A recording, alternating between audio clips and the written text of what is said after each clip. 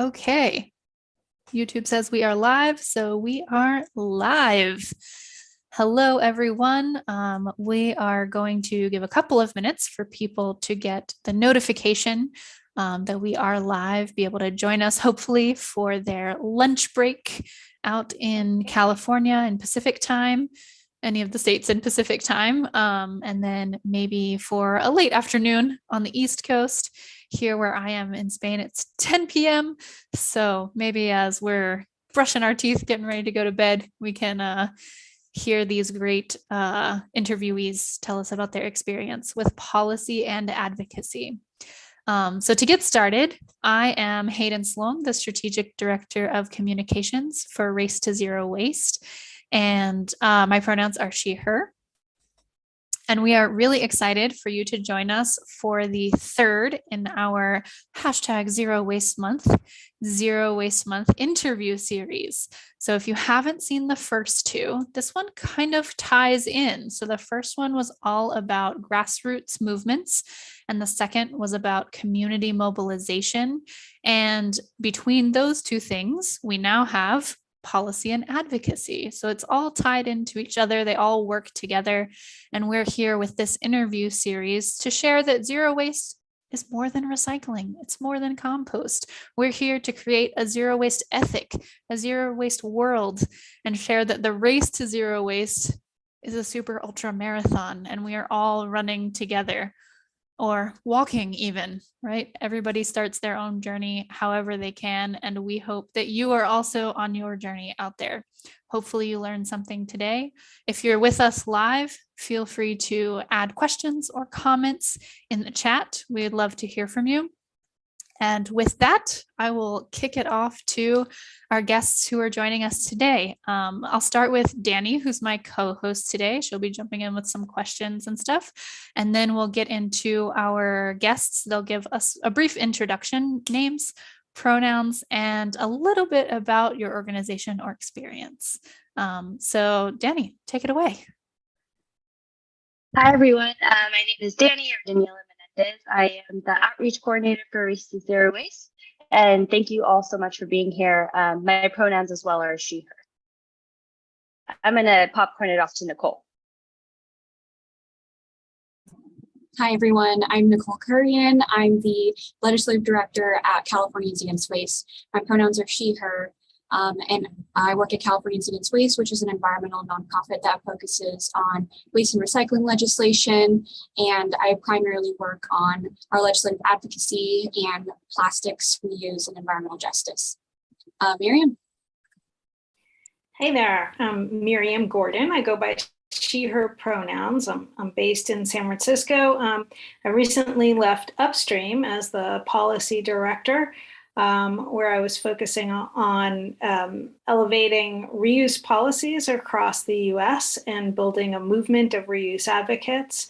I am now working with one of the coalitions that I helped to launch, Reusable SF, and also consulting with local government and others on reuse policy. And my background is really in toxics and waste reduction and prevention. I will popcorn it over to Jordan. Hello, my name is Jordan Wells. I am the Director of Advocacy and Communications at the National Stewardship Action Council, and that is a 501c4 nonprofit that advocates for a circular and equitable economy in the United States. I go by she, her pronouns, and I've been in this space for 8 years this November. Back to Hayden. All right, thanks so much. Those are great introductions and some pretty amazing organizations.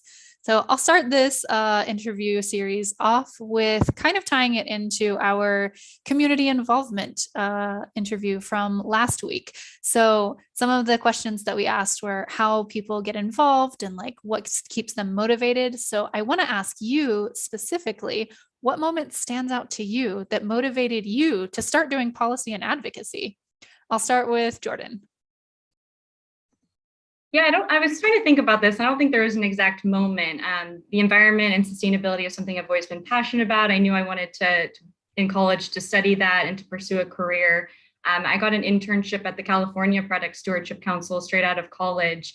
And working on producer responsibility, it just totally clicked in my mind. This makes sense. This is something that we need to be pursuing in the United States. And to be honest, I really like going up against recalcitrant industries. So becoming a lobbyist was a natural fit. I'm an activist at my core. That's amazing. Yeah, I feel like my policy movement was a little bit similar. Nicole, how about you? I think similarly, my interest really started in college. When I was at UC Davis, I majored in environmental policy analysis and planning, and I became the unit director for the student-run Campus Center for the Environment. And at the Campus Center for the Environment, we ran a compost program that really gave me insight as to where all of the organic waste on our campus came from and how we could actually turn that into a useful revenue source for students to get a better education. So that was really awesome to learn about and gain my knowledge in. And also some of the classes that I took. I had a professor that taught a science to policy class, which really grew my interest in how you can take real life studies and influence policy with them. And here I am doing that today. That's awesome. And Miriam? Well, we have a lot in common, women in waste. I was also inspired when I was in college. I did an internship where I got to work with a local environmental organization in New York State. And it was at a time in the 80s when there were no hazardous waste regulations. And I was out there visiting communities all over upstate New York, whose people whose lives were being destroyed by rampant dumping of hazardous waste. And so I became very obsessed with protecting people and the environment from the toxics and the waste problem. And it inspired me to join later. It inspired me to become an advocate. And I learned how to lobby in the New York State legislature, and then inspired me to focus on pollution prevention in the 1990s. But a real aha moment for me in this sort of what do we do about plastic pollution and zero waste journey was when I was later working for the state of California, the California Coastal Commission in the 2000s, and I met Charles Moore, who is sort of the guy who awakened all of us to the problem of the plastic gyre, or the North Pacific gyre and the plastics problem.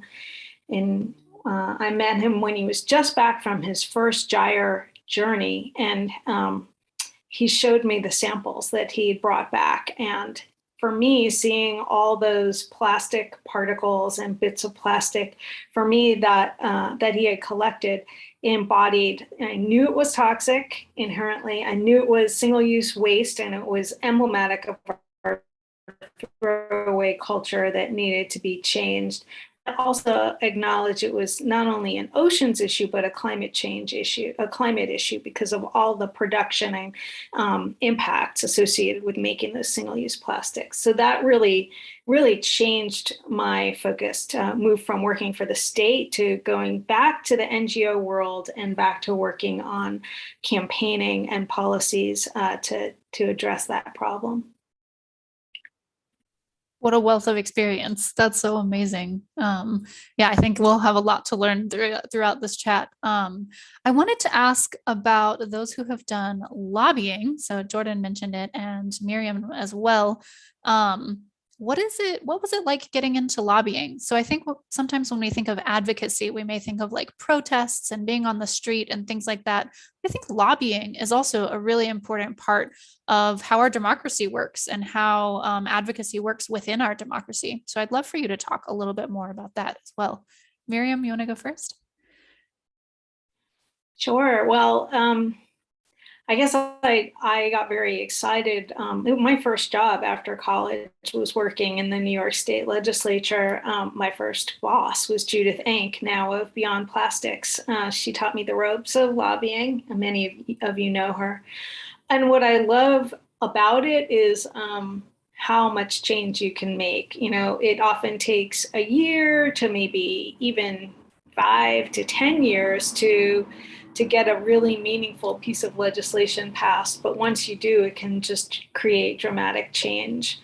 And I love being part of the NGO community and doing that lobbying, because you really get to bring people to the legislature, you know, and help legislators hear the voices of people who really are generally underrepresented. So I love that aspect of it.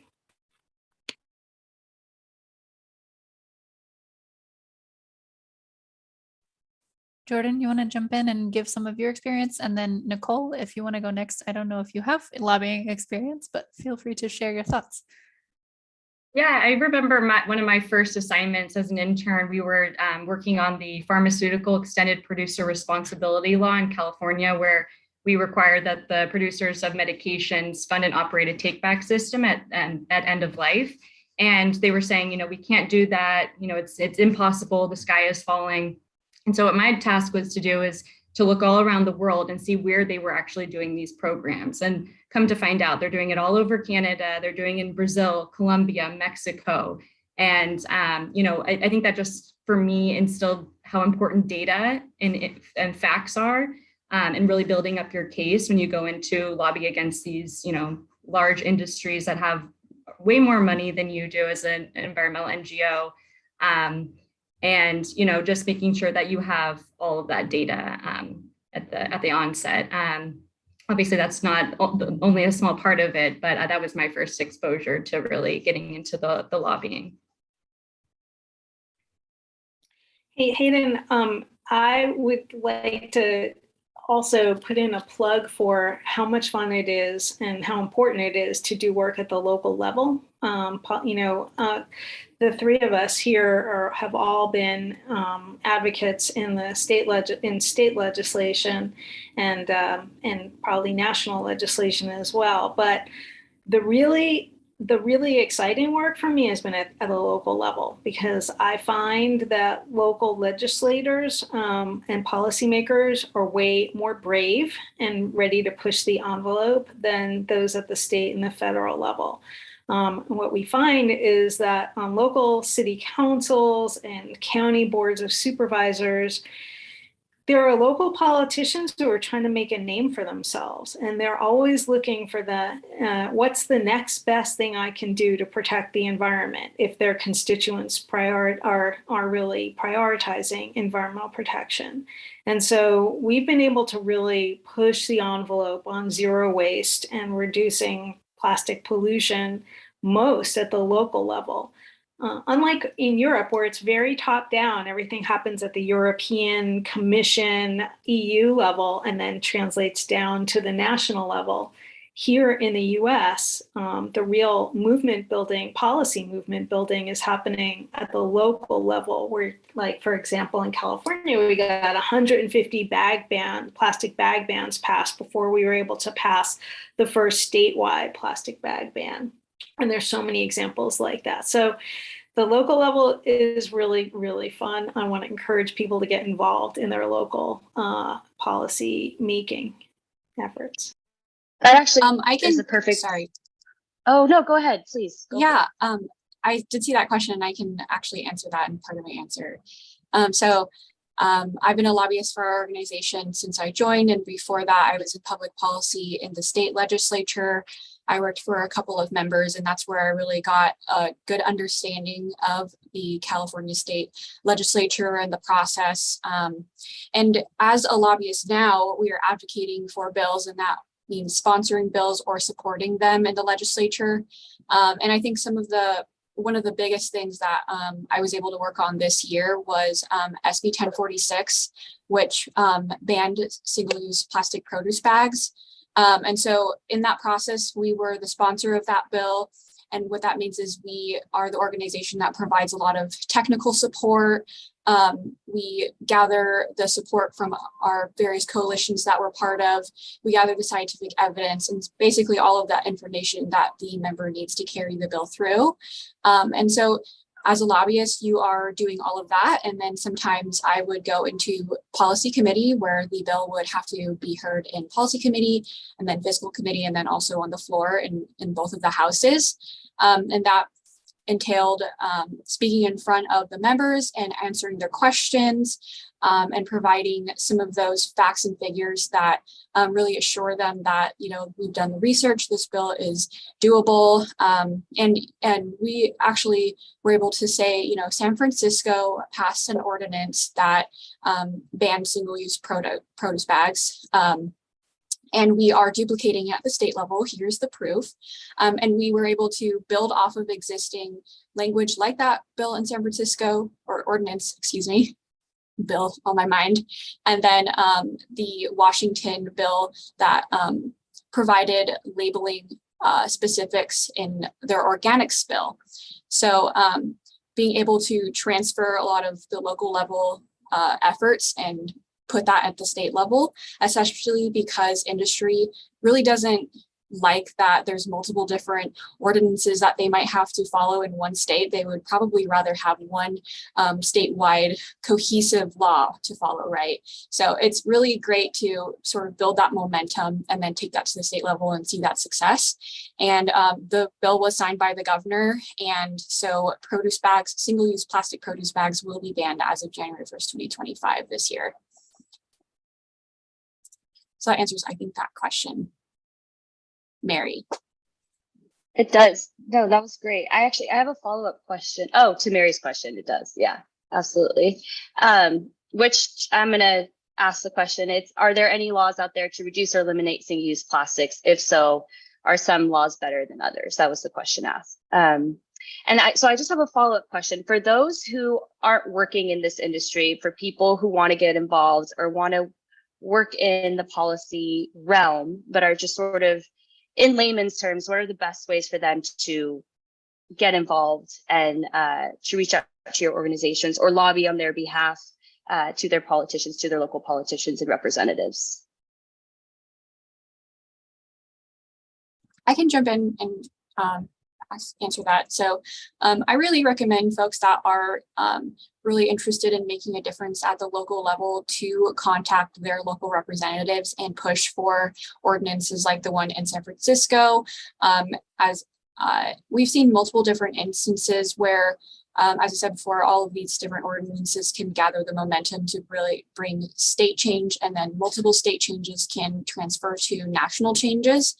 So I think local advocacy really is effective, especially when folks are representatives are really concerned about what their constituents really want.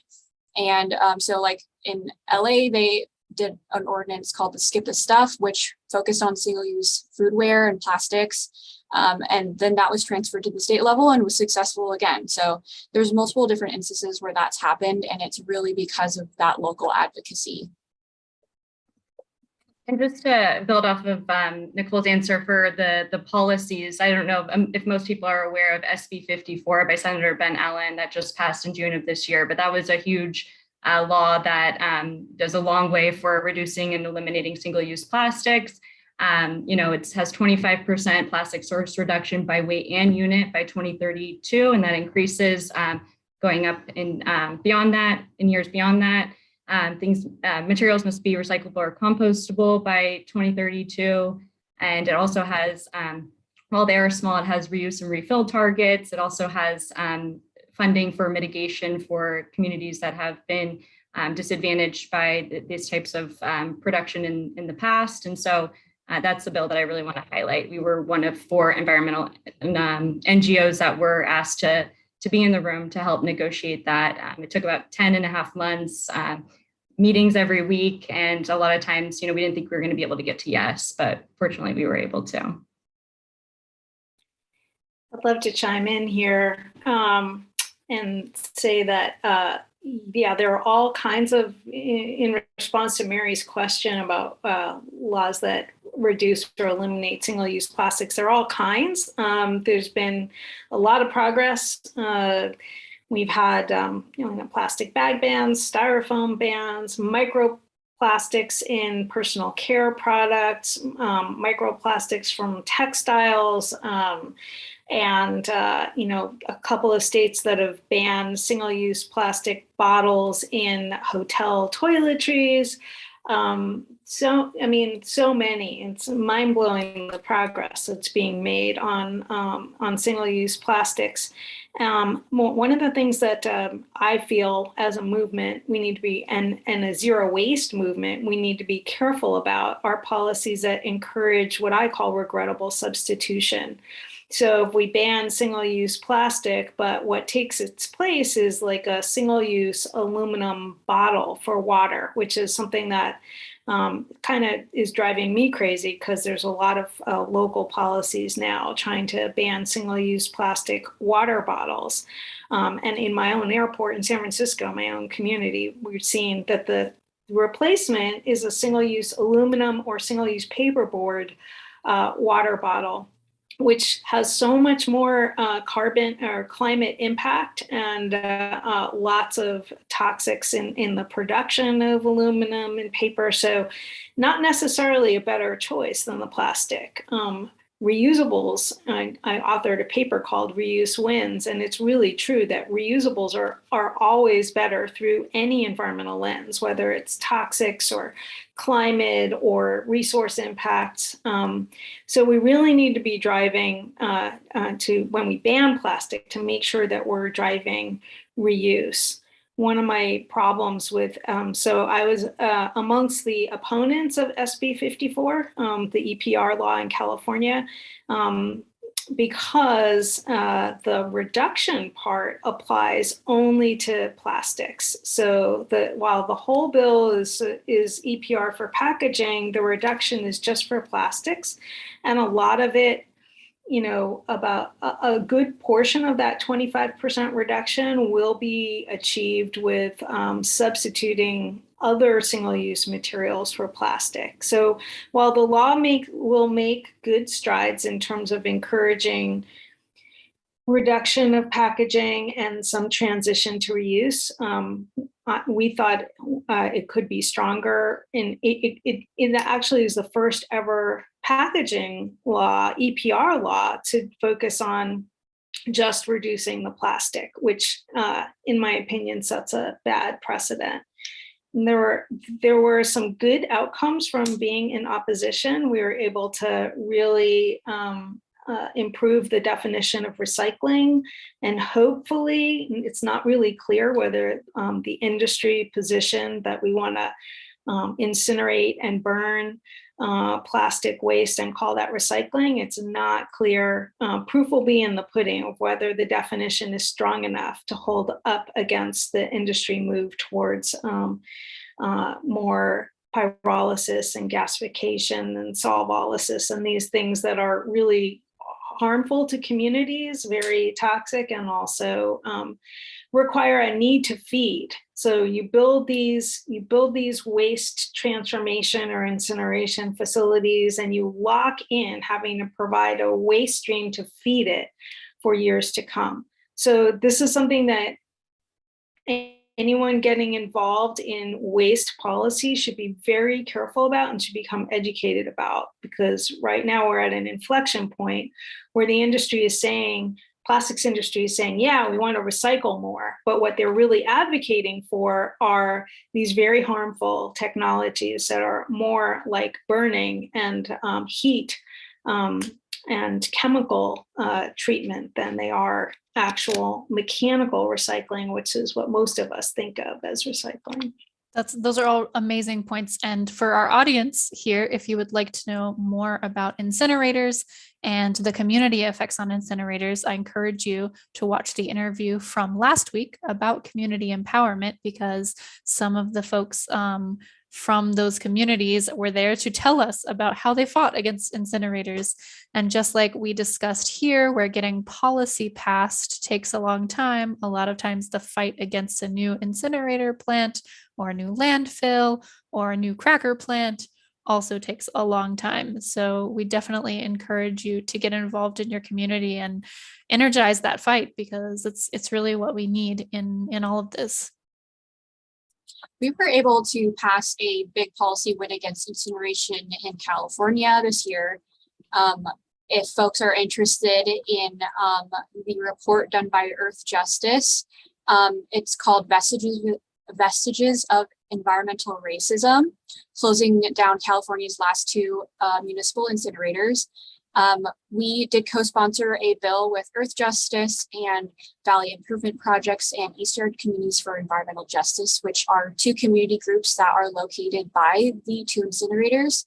And the report outlines really the health impacts that the communities suffer because of their proximity to the incinerators.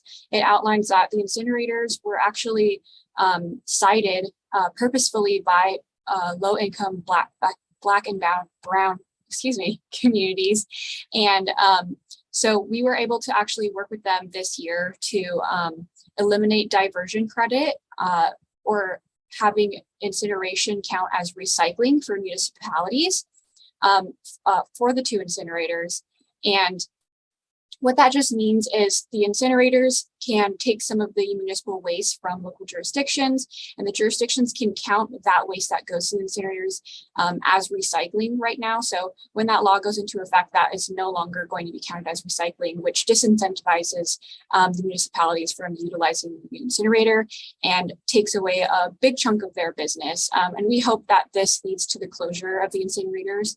And we're working in the next year on continuing to fund a grant program that was part of the bill that was unfunded, and maybe even expanding on that bill to sort of really make sure we can shut down those two incinerators. But we really think this would make tremendous progress this year. Thank you so much for those comments. Miriam, did you want to say something else? I just want to say that was one of the most important pieces of legislation enacted in California environmental legislation this year. Thank you, CAW, and to the environmental justice communities that worked on that. That's amazing. Yeah, definitely. And it kind of leads into my next question, which is talking about really effective zero waste policies. So we've mentioned plastic bag bans, we've mentioned producer responsibility, we've mentioned getting rid of waste incinerators, the reuse aspect. So I'm going to ask each of you, like, what do you think is a really like bang for your buck, really good punch for zero waste policy wise, that either has been implemented or that you would like to see implemented? I'll take both. We can dream in this question. Jordan, do you want to go first? Yeah, I mean, for me, it's extended producer responsibility. I mean, the polluter pays principle that's used all over the world is crucial for having producers actually think about end of life and redesigning their products so that they're not externalizing all that cost onto people and planet. If we do not, if the front end of the system is not being changed, we can't do everything on the back end. It's too difficult, and we don't have any say in what products are being put onto the marketplace. So, and that's especially important for consumers to vote with their dollars and make sure that they're purchasing products and packaging that is most environmentally sustainable, so that you send those market signals to the producers and that you're not going to buy their products if it's more environmentally destructive. So I would say, I mean, I am a huge fan of producer responsibility. It just makes sense. And I think it's one of the best policy approaches. I'll just add the caveat that voting with your dollar when it's available to you, when those products are available to you in the supermarket, and when it's accessible to you, either economically or literally physically. I've used the example before that like lettuce comes in plastic. Am I not going to make a salad for my own health because it's packaged in plastic? Like that's not my fault based on where I live, right? If I can't find something, then that's where advocacy comes in, or that's where your involvement with, call your supermarket, call your legislator. And that's a time commitment that maybe some people don't have, but having producers take responsibility for those items and saying, now you can't package lettuce in plastic, for example. It's maybe a silly example, but there's so many things out there that we could change if producers took responsibility. That's just my soapbox. I was going to say something really similar. Extended producer responsibility is really awesome in many areas, but I think it really works best with a combination of I guess, government oversight or a little bit of command and control thrown in there. So SB 54 was a really great policy, but was heavily amended towards the end to include some more oversight from the state agency CalRecycle. And that really guarantees the efficacy of the bill and makes it just that much more stronger. And there's a lot of times where the state or advocacy groups like us can pass state sort of command and control. And if that doesn't involve industry input, that also is ineffective sometimes because it can't be enforced. So it really depends on what you're tackling. And I think a good mix of both is usually what makes really great policy. Well, I would like to present a slightly different perspective. For me, policies that zero waste policies that drive reduce and reuse as our top priority are the most important policies to move forward. We need to stop generating waste in the first place so that we don't have to manage it and worry about whether it's recyclable or compostable. So that's the top priority. And I have been studying EPR, extended producer responsibility for packaging, for a couple of decades now. In fact, that's how I came to work at Upstream, was because it was an EPR policy shop initially, and helped to launch a lot of the stewardship council, a lot of the product stewardship councils. But I've changed my mind over the years, and that's because watching producer responsibility programs in action and looking at what they have yielded is they have not driven down waste at the source. They are not working to reduce the generation of waste. And one of the problems is that they haven't had strong enough targets, but the other is that they give too much control to industry, control over the waste stream, not enough transparency. And so we end up in, pitched battles, regulatory battles for, decades, trying to make these producer responsibility programs actually achieve the recycling rates. And now we will be doing the same thing with the source reduction in California for SB 54. And I think I would like to side a bit with Nicole in saying that, command and control approaches are better, where you just, if what you want is reusable packaging, just tell the industry that, a certain percent of the packaging that you put out into the marketplace has to be reusable, or you have to reduce single-use packaging overall by X percent by X date. And we're seeing that approach happening in Spain and France and Portugal and Romania. Like Portugal said 30% of packaging has to be reusable by 2030. And we're about to see the EU come out with an astoundingly high rate of refillable bottles. Bottled beverages have to be refillable at a very high level. And that's direct command and control regulation, where we don't have to spend decades with arguing with industry over, what this law really meant to do and how to accomplish it. So I'm much more in favor these days of direct regulation. Sorry to be contrarian. I will also add, fully agreed. And I actually agree with both of you in certain ways, that, especially with EPR, one really great thing is that the producers are paying for the damage, hopefully, if the program mandates it so, because they are the producers. They are responsible for the extraction, the production, and they don't really deal with the product unless they're told to, when it's discarded, when it's burned, when it's being landfilled, when it's landing in the ocean, in scenarios like that. So an EPR approach is beneficial in that way, especially with SB 54. SB 54, mandates the producers to pay a certain amount, even for cleanup and mitigation of previous years, right? So it's, I I think it was a good policy in that aspect to sort of say, hey, here's some of the damage that y'all have done for a very long time with no accountability, and government has been covering it. The taxpayers have been covering it. The people in their communities are suffering for it, and then they're paying for the cleanup. So to sort of shift that onus onto the producer is, I think, a really great policy. It could be accomplished with a tax, which was really what brought producers to the table in California. And why, one of the reasons why we got SB 54 is that there was a ballot measure that, as you guys know very well, that was going to tax the plastics industry, put a penny tax on every plastic, on every piece of plastic. And so, we can do producer pays without giving them the reins and the control over the waste stream and making all the decisions about, how they're going to comply.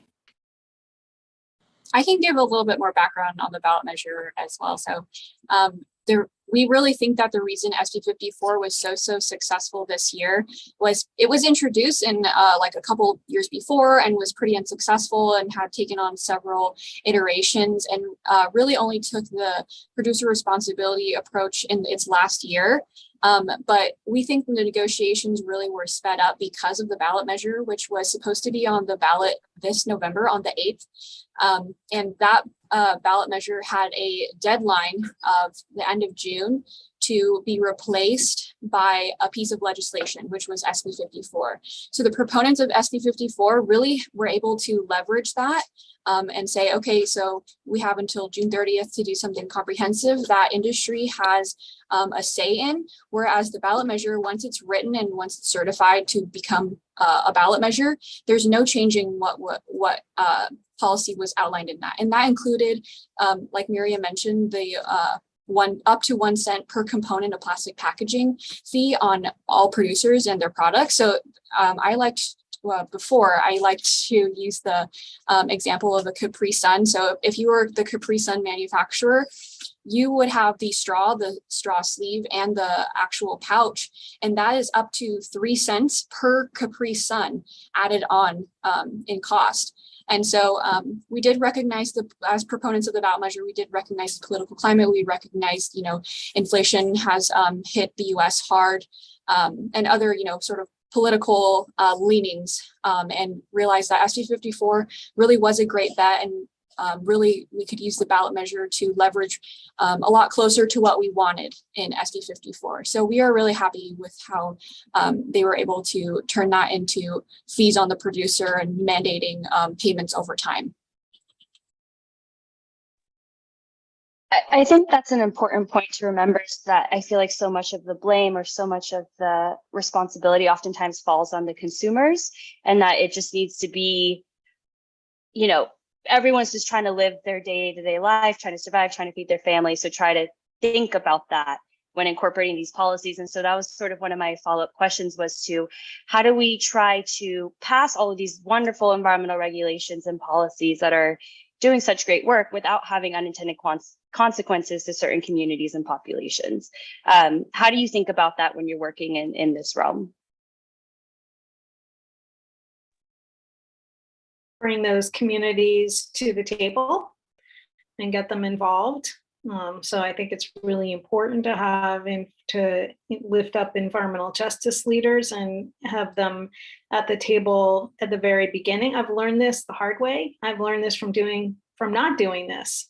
So I speak from experience. So bring them to the table. Sometimes we policy wonks develop policy models that really have not adequately, we just don't have the perspective to understand how those policies are going to affect local communities and particular constituencies within the community. So we have to have a wide array of stakeholders involved at the very beginning, and that can range from some of our local work, disability advocates and homeless and low income community advocates and polluted communities, environmental justice communities. They all have to be at the table when you're starting to work on iterating, what is the solution to this problem?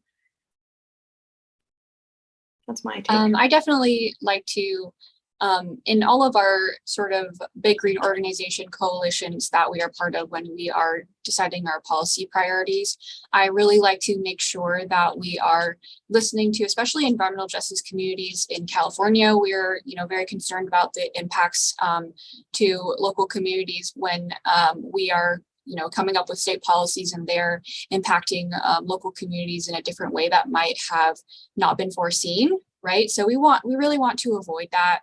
And that really can be helped when, if, for example, we did our incineration bill this year, our policy really came from actually having a relationship with those community groups and asking them what they really needed from us.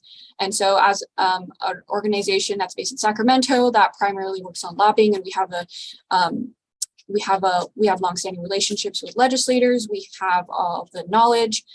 We asked, how can we support y'all in your efforts? And those two community groups had been advocating against the incinerators at the local level for decades and had been trying to get them shut down. So to be able to have those relationships and turn to them and say, hey, we want to support y'all in any way we can. And then we were able to turn that into real state policy. I think that's a really great ethos to have as an organization with a little bit more power at the state level. And I think other organizations should really take that sentiment.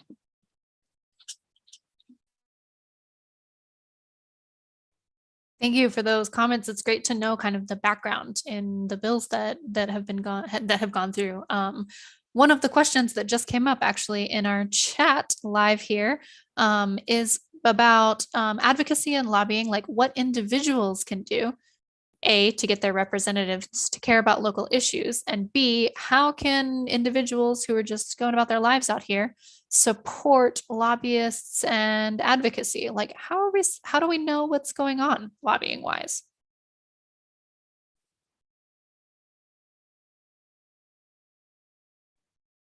I would say that every legislator, as a constituent, you have a voice, and that knowing your representative is extremely important. Make sure that they know who you are.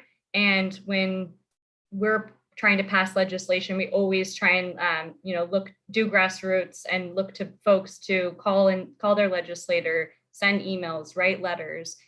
The way that we get that information out is we have a listserv that we allow folks to be on, so that when these types of opportunities arise, that we can quickly get it out to you. And we give template emails, we give template letters, we also give call scripts so you can stay on the right page, make sure it's quick and to the point. And those are some ways that us at NSAC utilize the grassroots lobbying. Yeah, we support a lot of cities and counties if they are interested in supporting state legislation by connecting them to the right, websites or where they can view hearings or giving them the timing of certain processes. So I think really paying attention at the local level to what's going on and then urging your elected officials, just like Jordan said, is really the best way to get involved.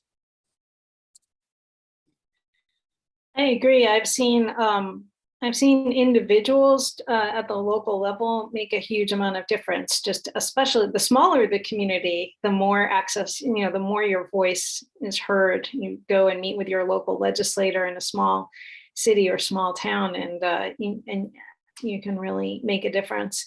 But if you want to connect to some local organizing, local coalitions, a couple of groups come to mind. So one is my former home upstream, where I spent a lot of time helping to launch local reuse advocacy coalitions. So you can contact upstream and find out if there's a local advocacy coalition in your city. And you can also go to the website, and you can also launch one of your own if what you want to do is focus on reduce and reuse, because that's the mission of those coalitions.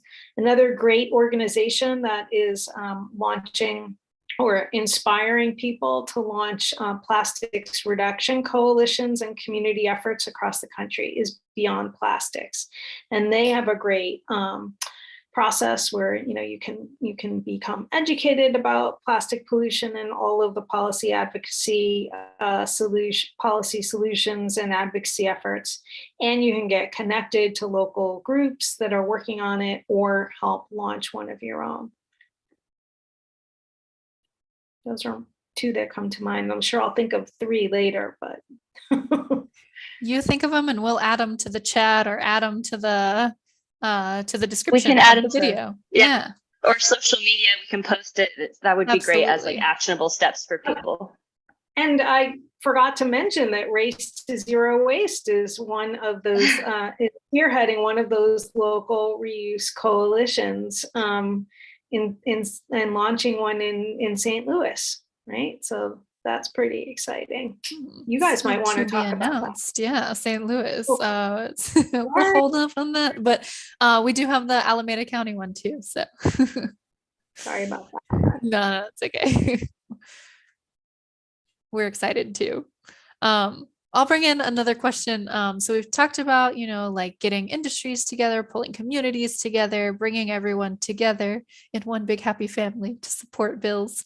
But I'd like to hear a little bit about the pushback that y'all have received, maybe how you deal with either skeptics or, obviously industries that don't want to get on board, or even people in the community who are just like, I like my convenience, whatever. Who wants to go first? Sure, I'll go. I don't bother. That's not where we don't have to convince everybody to make change. We just have to convince enough people. And, not everyone is going to agree with us, with me or with you. And so, focus on those people who do want to advocate for the changes that you're working on. And I wouldn't worry about the ones who don't. Eventually, they may change their minds. I mean, education, constant education, but there will always be people who disagree. Yeah, I would say Go ahead, Jordan. Go ahead. I guess I would say, one thing that we really want to stress is you don't want the perfect to be the enemy of the good. And I would say for skeptics, it depends on what they're skeptical of. Some people are just hardwired to not want change. Change is the only constant in life. And so we're more concerned about the trajectory that we're on and the planet is on, the climate is on, then we are afraid of change. And we are trying to be a catalyst for change in the right direction. So I was going to say that, obviously there are always going to be skeptics and a lot of pushback, especially from the groups that you're trying to stop and sort of regulate, right? Like industry. And so we know that we want to make these changes and industry won't unless they are pushed to. But we also know that we won't be able to pass any legislation a lot of times without some of their input and some of their participation. So I think our organization really takes a pragmatic approach a lot of times when we're looking to go up against big industry, which is big plastic, big oil, and like big tech, big agriculture, a lot of times. So that means having relationships with them and sort of looping them in on what could be coming, but also putting pressure on them from multiple different angles and utilizing our support system to also put more pressure on them. And that can be brought about by many, many different strategies. But really keeping that pressure, but also having an open mind and listening to them and their concerns to make sure that your policy actually can work in the real world is a good approach. Totally agree, Nicole. Maybe I was a little too forceful. I was just thinking about people who really just don't care about the environment at all and how hard that is. But I do think that education is really important. And one of you mentioned, Jordan or Nicole, at the outset, really good data. And we've been able to, in the Reuse Coalition work, we've been able to bring local business over to supporting some of the reusable foodware policies just by being able to show that this will actually save them money. We've been able to peel off opposition from local chambers of commerce. We've been able to get restaurant associations to support some of these policies. So I didn't mean to be that cavalier. I think I came off a little too cavalier, and it's not like I forget about them. I don't want to talk to them. We always want to have ongoing and open conversations with the business community and the producers. But at the end of the day, you don't have to convince everybody. You just have to convince the right people and enough of them. I also want to say that I think really good policy comes with a support system to implement it, right? So, for example, our organization, my boss worked on SB 1383, which was the statewide organics collection program.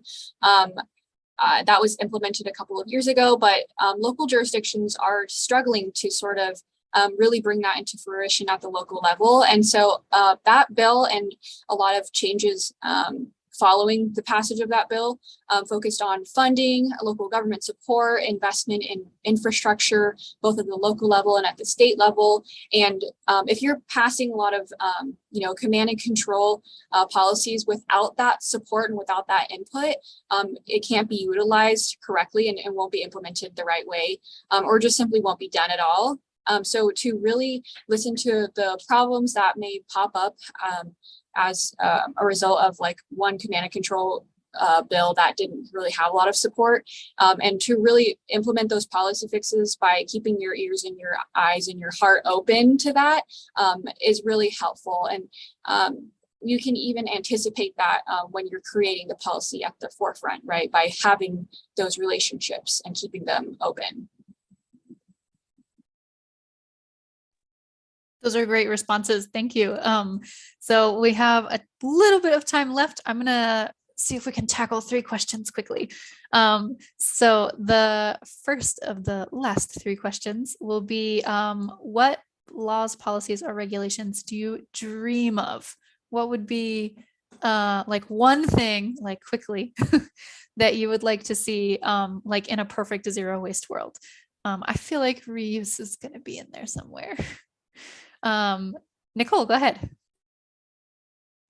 I have been particularly passionate about instituting refillable bottle stations in public areas, and our organization has pushed for that policy last year and it did fail, but we're going to continue pushing on that, and it's been successful on a smaller scale at the state level. So there was a bill passed this year, AB 2638 by Assemblymember Bloom, that mandated refillable water stations in schools that were being retrofitted or newly built.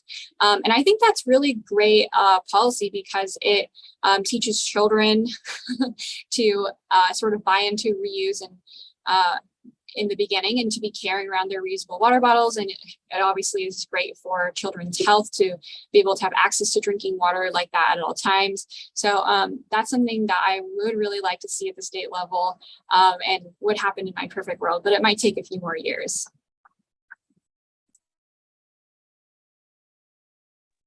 Jordan, how about you? Mine are 100% cigarette butts and single-use vaping devices. I don't know why we have single-use vaping devices. It does not make any sense to me. They're called disposable. People throw them in the trash. They're causing fires. And then, less than 10% of Californians smoke cigarettes, but it's over 30% of the litter that we pick up. So, yes, those are my 2 main ones. And Miriam.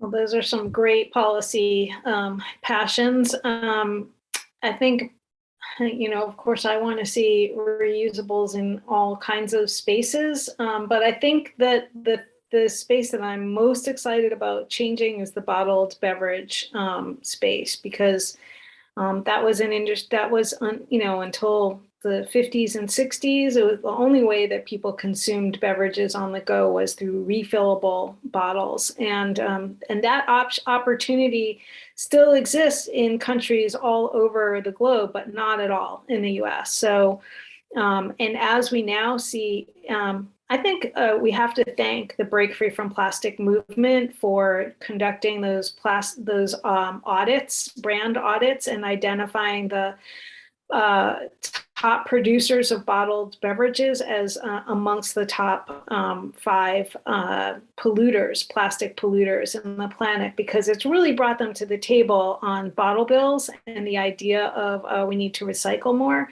But what I want to see come out of that is not just more collection of plastic bottles and recycling, but converting from single-use bottles to refillables. And so that's where my passion is right now. Danny, Can I did also you say want to? something else I wanted to mention? Sorry. So Yeah. I recently went to a conference where we heard from one of the co-creators of Dispatch Goods, which is a reusable sort of foodware company. And they've done pilot programs in the Bay Area where they actually operated during COVID, where folks were getting food delivered to their houses, and Dispatch Good was able to contract with those restaurants that were delivering and pick up the used foodware that was reusable at the curbside. So I think that would be incredible to see at the state level, and to really see investments in companies like that can provide that service. They also do a lot of programs with business parks that contract with nearby restaurants, and I would love to see that as well. Okay, I have one more too. Banning PFAS. forever cancer-causing chemicals. I guess we could do this all day though. I was gonna say, I'm gonna jump into we'll just start listing off everything. My big thing are textiles. The textile industry is just, it's really sad. So I would love, my dream policy would be around textiles and finding a solution for all the waste and environmental and human harm that's caused. So I've been very fortunate to live in the city where Dispatch Goods launched, and never actually did take out food until I could get it in those dispatch containers. And so I think a lot about how do we use policy to elevate reusables in takeout. And there have been a few different approaches. So one is on charges for disposable cups and containers, like bag charges. There have been equity concerns over that, but there are also ways to address that. The other is just straight flat out bans on disposable cups. Queensland, Australia has banned them as of 2027, and Taiwan by 2030. So just imagine if we just said no to disposable cups, and you're actually going to have to bring your own or borrow one from the, this will get technology, or companies like Dispatch Goods would be, proliferate everywhere if you were able to borrow a reusable cup or container, or you could just sit down and drink your drink on site. So another vision for how we get there. Definitely. Yeah. I think reverse logistics is definitely one of mine too. That's great. And then I'll just wrap it up with our last 2 questions. So 2 answers really quick to bring it around to #ZeroWasteMonth. So we want all of our folks who are listening and watching to do a zero waste action. So I think we've asked in the chat what action related to advocacy they would like to take, but I would like to hear from our wonderful interviewees. What action are you taking for Zero Waste Month, and what action would you recommend our audience take for Zero Waste Month? And here we just have like 30 seconds each. So let's make it quick, rapid fire. Okay, Nicole, I have go 2 ahead. things. Yeah. I have 2 things. One is to compost. The methane in landfills a lot of times comes from organics, and that is the third largest sort of source of methane in the state. So please compost. And also buy reusable produce bags. So in sort of the theme of the bill that we worked on, I've enjoyed my reusable produce bags. I got them from Trader Joe's. They come in a pack of 3 for $2, and I've been using them for a few months now, and they're awesome. Love them. I've been doing more seeking out only buying as much of my personal care products and dry goods from bulk dispensing at local grocery stores, and making sure that I bring my reusable container. I switched out my shampoo. I now have a reusable shampoo bottle that I go and fill up, and my laundry detergent, and all kinds of products that where I've eliminated the package completely because I use bulk bins. Yeah, absolutely. Same. We have a store called Refill Madness in Sacramento. So just even, your toothpaste, you can get the tablets that you can refill there, your mouthwash you can refill, anything and everything. So just finding those stores that you have locally and supporting local businesses like those. And if you don't have one yet locally, if you're listening in from an area that doesn't have one, keep an eye out for them. They could be popping up. Maybe you could become a new entrepreneur locally. I'm sure that if you reach out to refill shops, they will tell you how they do it. And we're all in this together. So we would love to see those grow across the nation and across the globe. Danny, did you want to give a zero waste action for the audience too? Ooh, I mean, I guess going on my textile theme is there's such great clothes that you can find in secondhand stores, right? You don't have to buy new. And so, I mean, I love, if I'm going to shop, I love shopping secondhand. I think you can find some really cool pieces. So, yeah, trying those options, and then also just trying to reduce your waste as much as possible. I also will piggyback off the composting. I think it's really important if it's available to you in your community. Right, or even just throwing your organics in the organics bin is perfectly fine. It helps. Every little bit helps. Yeah. Thank you so much, everyone, for your comments and your expertise today. Thank you to our audience for listening in. This has been a really great conversation on policy and advocacy. We hope you will also join us next week for our important talk on waste colonialism. It will be at 9 a.m. Pacific time, and that's to accommodate one of the guests who will be calling in from Kenya, right, Danny? You were in contact with her. Yeah, Kenya. Okay, confirmed. So it'll just be to accommodate the time difference, but hopefully you'll be able to join in and listen in. And if not, it will be recorded on YouTube later, just like this one will be. So thank you once again from all of us at Race to Zero Waste. Thank you, Jordan from the National Stewardship Action Council. Thank you, Miriam with Reusable SF. And thank you, Nicole from Californians Against Waste. Be sure to follow those organizations. Check out these folks' amazing bios in the description of the video. And we will see you for the next one. Thank you so much. Bye. Thank you.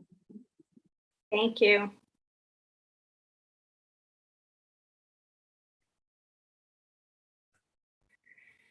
Thanks for your good work, guys. Thank you, Miriam.